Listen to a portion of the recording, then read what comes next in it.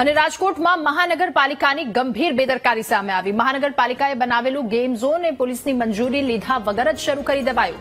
પોલીસની મંજૂરી વગર ગેમ ઝોન શરૂ કરાતા સવાલો ઉઠ્યા છે।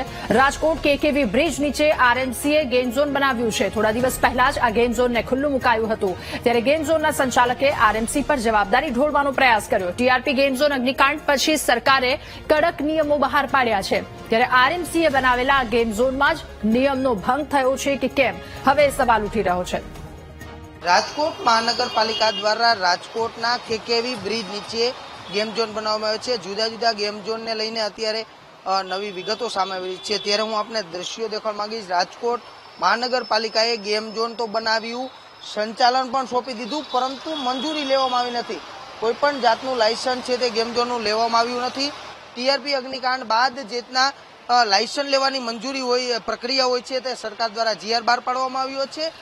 છતાં પણ આ રાજકોટના કેકેવી બ્રિજ નીચે ધમધમતું મહાનગરપાલિકાનું જે ગેમ ઝોન છે તે થોડા દિવસ પહેલા જ શરૂ કરવામાં આવ્યું છે, અને આ ગેમ ઝોનની મંજૂરી છે તે લેવામાં નથી આવી રહી। વીટીવી ન્યૂઝ પાસે અત્યારે માહિતી આવી રહી છે કે આ ગેમ ઝોનની મંજૂરી લાયસન્સ બ્રાન્ચ પાસેથી લેવામાં નથી આવી રહી। ટિકિટો લઈને જે લોકો માટે ગેમ ઝોનની સુવિધા તો ઉપલબ્ધ કરવામાં આવી રહી છે, પરંતુ આનું મંજૂરી શા માટે નહીં તે મોટો સવાલ ઉઠી રહ્યા છે। મહાનગરપાલિકાના કમિશનર જે બમણા ફૂંકતા હોય છે, મસ્ત મોટી વાતો કરતા હોય છે કે અમે કોઈ પણ જાતના કડક નિયમો વગર અમે કોઈ પણ મંજૂરી આપતા નથી, પરંતુ અહીંયા આપ દ્રશ્યો જોઈ શકો છો કે પોલીસની જે પોલીસ વિભાગના લાયસન્સ બ્રાન્ચની કોઈ પણ મંજૂરી લેવામાં આવી નથી, છતાં પણ ગેમ ઝોન છે તે શરૂ કરી દીધું છે। જે સંચાલક છે તેમની સાથે વાત કરશું કે તેઓ શું કહી રહ્યા છે। ખાસ આ જે દ્રશ્યો છે તેને લઈને જે સંચાલક તેમની સાથે શું નામ આપનું? आशीष ठाकुर। આશીષભાઈ, મંજૂરી લેવામાં આવી છે અહીંયા ગેમ ઝોન? मंजूरी आरएमसी से लिए थे ना हमने, आरएमसी से टेंडर हुआ ना, तो आरएमसी से लिया है ना। मंजूरी मिली है? हाँ, कहाँ पे? जब टेंडर हुआ है, जब एग्रीमेंट हुआ है, तो फिर टेंडर हुआ तो मंजूरी आरएम से लेंगे ना। फिर पुलिस ने बोली है कि मंजूरी नहीं ली है। हाँ, तो पुलिस कल आए थे, तो फिर जडेजा सर भी यहाँ पे आए थे, उनसे बात हुई, उनने बोला है क्या मैं करवा दूंगा करके। अभी नहीं हुआ, करवा देंगे ना?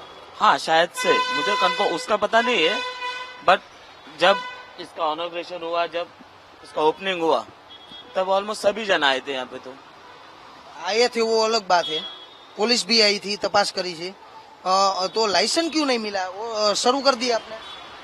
तो इसका मुझे आइडिया नहीं है। आप संचालक हो तो आपको तो आइडिया होना चाहिए। कोई घटना बनेगी, दुर्घटना, तो कौन जवाबदार होगा? तो इसका मुझे आइडिया नहीं और मुझे पता ही नहीं है। एक्चुअली ये तो आरएमसी का काम है ना वैसे तो।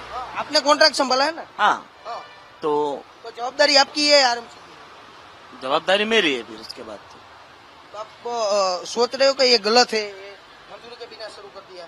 हाँ, तो जडेजा सर से बात हुई थी, वो सर आएंगे तो उनसे बात करके मैं फिर कन्फर्मेशन देता हूँ।